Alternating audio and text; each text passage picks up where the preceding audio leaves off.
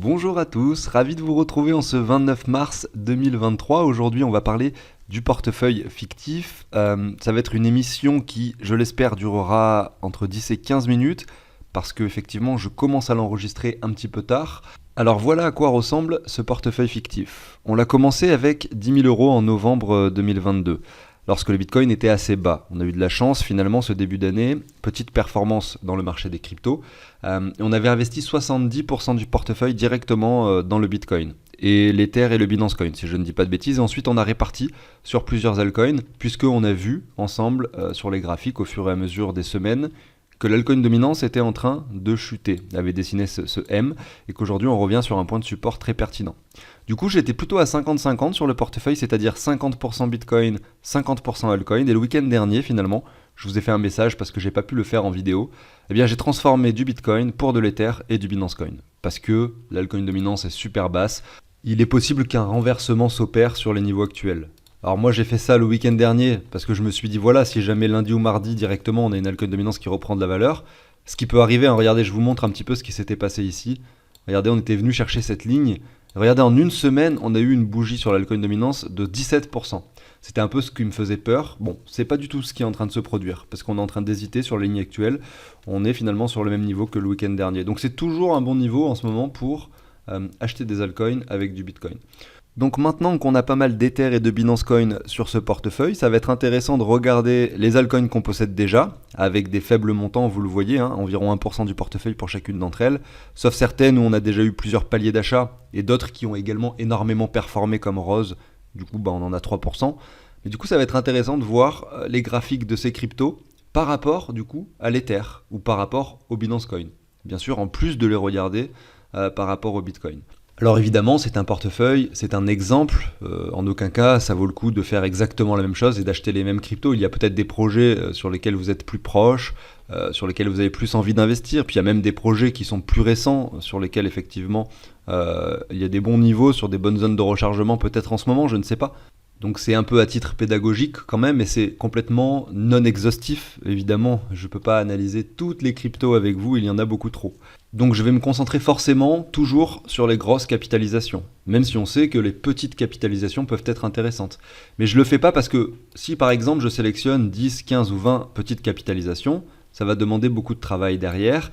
Et sur ces 20, il y en a peut-être 15 ou 18 qu'il va falloir supprimer bientôt parce que on se rendra compte que c'est des shitcoins, vous voyez.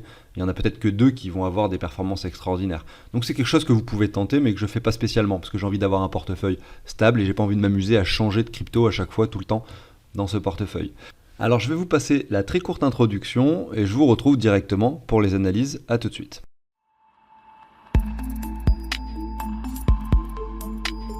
Alors, petit aparté, l'outil que vous avez sous les yeux, je vous le partage. Donc vous pouvez l'obtenir sur la chaîne, vous pouvez aller voir dans la description, je vous en parle un peu plus tout à l'heure. Mais c'est un outil qui va vous permettre tout simplement de récapituler tous vos investissements. Et les prix des cryptos sont récupérés en temps réel sur le tableur. Toutes les heures, ça s'actualise tout seul en fait. Et ça vous permet donc, si vous avez de l'argent sur Binance, sur Coinbase, sur Metamask, sur la Ledger, sur je ne sais pas quoi, vous pouvez tout réunir sur un seul et même document. Donc si vous savez pas trop où vous en êtes en termes d'argent, vous pouvez savoir exactement combien vous avez et ça va calculer également par rapport à ce que vous avez investi au départ, eh bien, ce que vous avez en tout, donc combien vous êtes en train de gagner, de perdre votre ROI, les petites répartitions crypto, la répartition crypto stablecoin, etc. Voilà, c'est une sorte de tableau de bord qui récapitule tout. Alors c'est très simple, hein, je ne vais pas vous montrer en détail le fonctionnement, mais vous pouvez ajouter des cryptos sur un onglet spécifique. Là vous allez mettre toutes vos plateformes, vous allez dire par exemple du Link, vous en avez sur Binance, sur Metamask, etc. Vous en avez un ici, vous en avez par exemple 25 sur encore une autre plateforme, qui est là la numéro 6, mais vous pouvez la renommer comme vous voulez. Voilà, vous allez dire combien de links vous avez, et en fait instantanément tout va se mettre sur le tableau de bord. C'est vraiment très très facile d'utilisation. J'ai fait un tutoriel, donc si vous décidez de l'obtenir, un tutoriel qui explique tout, page par page, comment ça fonctionne. Il y a également une petite partie qui va vous permettre, pourquoi pas, de connaître les plus-values associées à vos reventes lorsque vous repassez en fiat. Donc ça peut vous servir pour les déclarations d'impôts. Voilà, c'était la petite partie promotion que je fais plus qu'une fois par semaine. Sous mes vidéos, sous chacune de mes vidéos dans la description, vous avez 2 liens. Un qui vous amène vers une émission où j'explique beaucoup mieux le fonctionnement de ce tableau et de cet outil. Et un lien qui vous amène vers le site de CryptOrganize. Vous avez un onglet donation en haut. Et c'est ici que vous pourrez obtenir votre tableau. Je continue avec les analyses. On va commencer avec ADA, qui est la première crypto de ce portefeuille. D'ailleurs, vous allez voir comment est-ce que je me sers de ce portefeuille, justement avec l'exemple du portefeuille fictif. Alors, ADA Cardano, par rapport au dollar, finalement, le bottom est en décembre, donc vraiment pas très résilient, il chute. Par rapport au Bitcoin, c'est pareil, on a fait un nouveau plus bas récemment, du coup, la semaine du 13 mars. Donc moi, ce que j'ai envie de voir, c'est qu'est-ce que ça donne par rapport à l'Ether. Je pense qu'il va chuter également. Ouais, on est vraiment sur une jolie tendance baissière, bien droite, sur ADA Ether, vous voyez. D'ailleurs, on a bien rebondi dessus il y a 2 semaines. Et si on prend une ligne qui récupère du coup le bottom ici de mars 2020, vous voyez qu'on a vraiment fait de façon très précise sur ADA Ether un double bottom ici. Enfin, trop tôt pour le dire, mais c'est vrai que du coup, on a aussi un RSI qui chute. J'ai pas beaucoup d'éléments qui me disent qu'effectivement, cette crypto est prête à se retourner, mis à part ce support très long terme ici, que vous avez à l'écran, mais enfin, pour moi, c'est pas la crypto sur laquelle j'ai envie de mettre un billet aujourd'hui. On en a déjà un petit peu sur le portefeuille fictif, c'est très bien. Puis ça reste ADA Cardano, c'est pas un petit truc. Ici, on a Theta par rapport au dollar, qui est un petit peu haut. Par rapport au dollar, toutes les cryptos sont un petit peu hautes par rapport à ce qu'on a pu voir il y a quelques mois. Alors ici, vous avez un graphique en weekly, mais regardez par rapport au bottom, à chaque fois, ça représente des fois des 40, des 50, voire des 100% de performance par rapport au niveau d'il y a 3 mois. Donc ça m'embête, de toute façon, quoi qu'il arrive, d'acheter des cryptos avec des dollars. C'est pour ça que de toute façon, les dollars, là, on les touchera pas sur ce portefeuille fictif. On va les conserver pour une phase de marché postérieure. Je sais pas quand, mais on verra bien ce qui se passe deuxième partie de 2023. Pour l'instant, on est dans un marché haussier. Le Bitcoin monte, les cryptos montent. Quand même, le Bitcoin, il a pris par rapport au mois de novembre, quand même 79-80%. Ça peut encore pousser plus haut et c'est pas le moment, je pense, d'aller mettre de l'argent frais dans le marché. Bon, en tout cas, si je reprends Theta, on va le regarder par rapport au Bitcoin. Ah ben voilà, là c'est comme ADA Cardano, il nous dessine un nouveau plus bas. Donc ça fait partie des cryptos qui malheureusement nous montrent pas trop de résilience. On avait cet espoir de résilience avant, c'est pour ça qu'on en avait acheté d'ailleurs. Mais maintenant qu'on dessine un nouveau bottom et qu'on a toujours cette tendance qui, regardez, ne faiblit pas depuis le mois de janvier 2022, bon, on a cet excès baissier ici, ça me donne pas forcément envie en fait les cryptos qui chutent comme ça par rapport au Bitcoin. On va voir à AVE. AVE, c'est un petit peu plus résilient, d'ailleurs, regardez si on prend, parce que regardez, si je vous remets Theta, vous voyez que là, c'est depuis donc le mois de janvier, on a vraiment une jolie tendance baissière. Maintenant, si vous regardez AVE, vous prenez le mois de janvier 2022, c'était ici. Là, on avait cette tendance baissière qui a l'air de s'accompagner par quelque chose qui est moins violent désormais. Donc, on voit qu'elle est plus résiliente. Et pour l'instant, on ne fait pas de nouveau plus bas, mais on est sur le point 2, on va dire, de le faire. Mais je suis intéressé de voir ce que donne AVE par rapport à l'Ether. Je ne sais pas si on a d'ailleurs le graphique. Ouais, on l'a sur Binance. Donc là, c'est quoi? Ce point-là, c'est décembre 2021. AVE Ether, on est sur une très légère tendance baissière. On revient quasiment sur un point de support pertinent. Et on a eu, regardez, 1, 2, 3, 4, 5, 6 bougies rouges consécutives. Donc quand je vois ça, je me dis, c'est pas si mal comme graphique. On peut pourquoi pas rebondir sur cette ligne, même si évidemment on ne peut pas en être sûr. On suppose que peut-être une alt season va se produire, notamment avec ce que l'on a ici à l'écran. Et si là on voit une altcoin dominance qui monte, c'est clair et net, on a a priori quand même des chances pour voir pas mal de cryptos qui performent par rapport au Bitcoin, ça on en est sûr, mais également des cryptos moins capitalisés que l'Ether qui performent peut-être aussi par rapport à l'Ether. Et là on est sur un point de support. Donc ça me donne, pourquoi pas envie, quand je vois ça, de changer peut-être de l'Ether pour du AAVE. Vous voyez? Bon, maintenant si on retourne sur son prix par rapport au dollar, pour les personnes effectivement qui achètent que avec du dollar, c'est pas si mal non plus. Il faut l'admettre que AAVE pour moi c'est un très très bon projet, très très bonne crypto. On a un canal baissier, mais plutôt un triangle en compression qui se dessine. On est vraiment plutôt en haut du triangle, mais grosso modo dans cette zone de prix entre les 65 et les 50 $. Ouais, on a toujours de bonnes opportunités à saisir sur AAVE. Et c'est un projet que j'aime particulièrement. Et là, on n'en a que 1%. Donc ouais, je pense qu'on va faire ça. Je vais me le marquer ici, AAVE, Ether. Maintenant, on a aussi du Binance Coin en réserve pour effectuer des achats, mais on en a moins que de l'Ether. Mais ça vaut peut-être le coup quand même de regarder AAVE Binance Coin. Je l'ai fait là en off pour voir. On est sur une tendance baissière qui est plus profonde et plus violente que celle que l'on a par rapport à l'Ether. Ce qui est logique parce qu'on a vu que le Binance Coin était très très puissant cette fin d'année 2022. Donc ça va être dur de trouver des cryptos qui sont meilleurs que l'Ether en fait. C'est pour ça que sur les graphiques par rapport à l'Ether, on risque souvent de voir ce genre de choses, de chute. Malgré tout, on revient dans une zone de rechargement, probablement ici. On a une bougie verte qui est en train de s'enclencher, parce que l'Ether, ça veut dire probablement que l'Ether est en train de s'enfoncer, peut-être en ce moment. 315, ouais, remarque, je sais pas. En tout cas, c'est vrai que on va aller voir ça directement. Ether BTC, je crois que c'était, on avait vu que c'était en train de percer notre ligne, on est en train de s'enfoncer encore cette semaine avec cette bougie rouge. Donc c'est pas étonnant de voir ce qu'on est en train de voir. Enfin bref, on achètera du AAVE avec de l'Ether. Maintenant, en termes de crypto que l'on possède à hauteur de 1%, on a Chiliz et Zilliqa. On va passer dessus rapidement. Alors ici, vous avez Zilliqa par rapport à l'Ether. Donc vous voyez qu'on a cette sorte de ligne qu'on pourrait se tracer. On est dessus, donc par rapport à l'Ether, le Zilliqa est plutôt pas mal. Et si je le regarde par rapport au Binance Coin, voyons voir. On s'écrase. Ouais, comme je le dis, le Binance Coin est quand même assez puissant, ça se voit. Hein. Mais beaucoup moins en fait depuis quelques semaines. Donc vous voyez qu'on n'est pas sur des points bas, contrairement au graphique qu'on a par rapport à l'Ether. Donc de façon globale, ça va être plus intéressant, je pense, d'acheter avec de l'Ether, au vu de ce que je vois ici à l'écran. Bon, c'est un détail. En tout cas, Zilliqa, peut-être qu'on pourra recharger aussi. On n'en a que 1%. On enchaîne avec Chiliz. Alors ici, par rapport au dollar, c'est une des seules cryptos qui semble hyper intéressante, même avec un achat en dollars. Elle a tellement performé en cette fin d'année, à peu près pendant la période de la Coupe du Monde. Alors vu que c'est une crypto qui est associée un peu au sport, peut-être que ça a un rapport, je ne sais pas. En tout cas, cette chute l'a ramené sur cette ligne qui maintenant est une ligne de support et on est dessus actuellement. Donc sur les 11-12 centimes, le prix semble pas déconnant pour Chiliz. Hein. C'est vraiment une des rares cryptos où je vais pouvoir vous dire oui, avec des dollars, ça semble intéressant. Et avec du Bitcoin aussi, on est en train de casser les niveaux, on revient pas loin d'un double bottom. Et par rapport finalement au bottom, là on a moins 20%. Ouais, honnêtement, c'est vraiment une zone cool à privilégier. Maintenant, voyons voir. Si je veux en acheter avec mes Ethers, qu'est-ce que ça donne? Là, on l'a pas. Donc quand on l'a pas, ce qu'on fait, c'est qu'on regarde Chiliz USD. Voilà, et on divise ça par Ether USD. On aura le graphique qu'on veut, hein, tout ça, c'est simplement le graphique de Chiliz par rapport à l'Ether. On est sur un double bottom actuellement, donc honnêtement, ouais, c'est assez cool. Franchement, c'est assez cool, j'aime bien ces graphiques.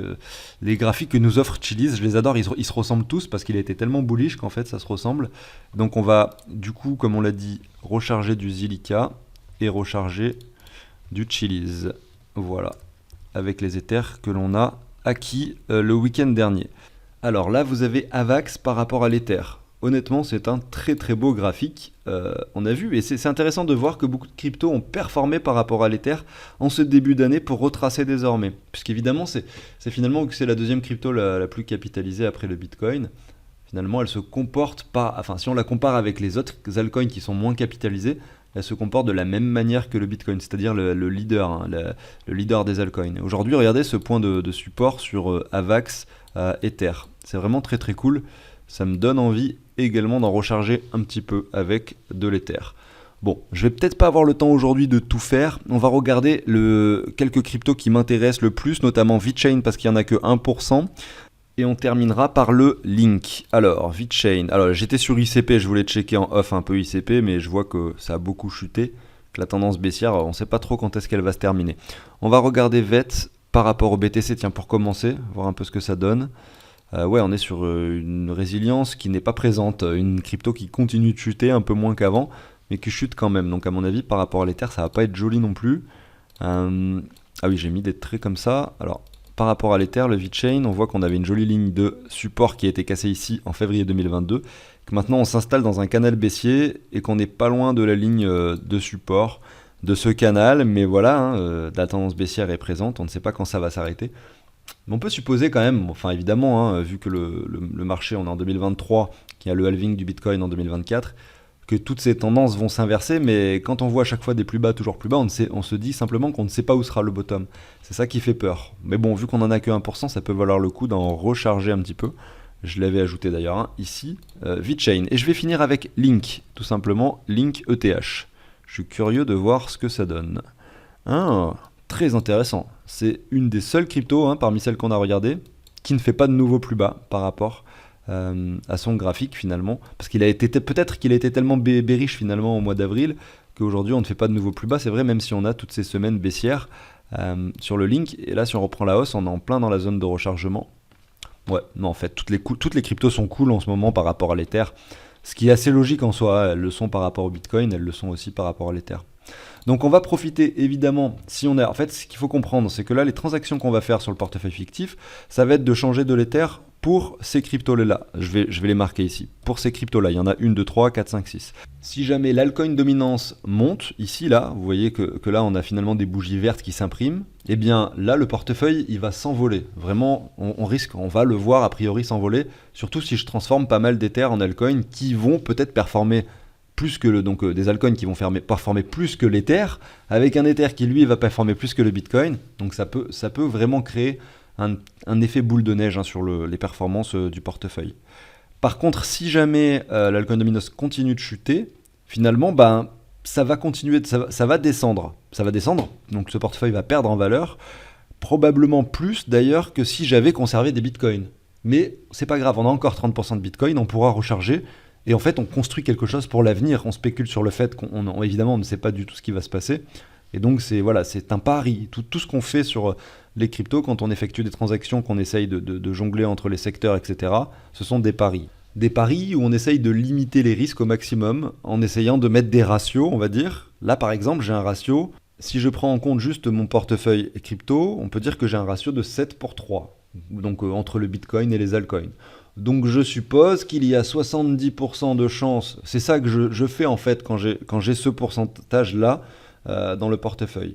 Quand j'ai 70% d'altcoin et 30% de Bitcoin, eh bien je me dis simplement qu'à priori, sur les niveaux actuels, on a peut-être 70% de chances de rebondir à la hausse sur l'altcoin dominance et 30% de chances de chuter plus bas. Grosso modo, c'est un peu sur quoi je spécule. Et si ça chute, plus ça va chuter et plus je vais me dire que le rebond sera possible et donc je vais réduire la quantité de Bitcoin que je possède en allant dans les altcoins. Vous voyez, si on essaye de définir les choses de cette façon, ça permet un peu de rentrer un peu plus dans la partie, on va dire, statistique du marché.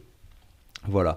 Alors je vais effectuer ces transactions, on va dire que ici on va transformer 1% d'Ether en 1% du coup de chacune de ces cryptos.